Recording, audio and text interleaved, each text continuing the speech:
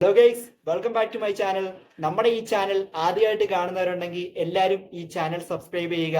Cinema ടോക്സിലെ പുതിയൊരു വീഡിയോയിലേക്ക് ഏവർക്കും സ്വാഗതം. നമ്മുടെ പടക്കളം, സുരാജ് വെഞ്ഞാറമൂട് നായകനായെത്തുന്ന പടക്കളം എന്ന മൂവിയുടെ റിവ്യൂവിനെ കുറിച്ചാണ് പറയാൻ പോകുന്നത്. ഞാൻ ഇന്നാണ് ഈ ചിത്രം പോയി കണ്ടത്. ചിത്രം വൺ ടൈം മാച്ചബിൾ മൂവിയാണ്, ഒരു വട്ടം കാണാം എന്ന സിനിമയാണ്. സിനിമ കണ്ടിട്ട് എനിക്ക് ഫസ്റ്റ് ഹാഫിനെക്കാളും കൂടുതൽ ഇഷ്ടപ്പെട്ട സെക്കൻഡ് ഹാഫിനകത്താണ്. സെക്കൻഡ് ഹാഫിനകത്ത് കുറച്ച് ചിരിക്കാനും കാര്യങ്ങളൊക്കെ ഉണ്ട്.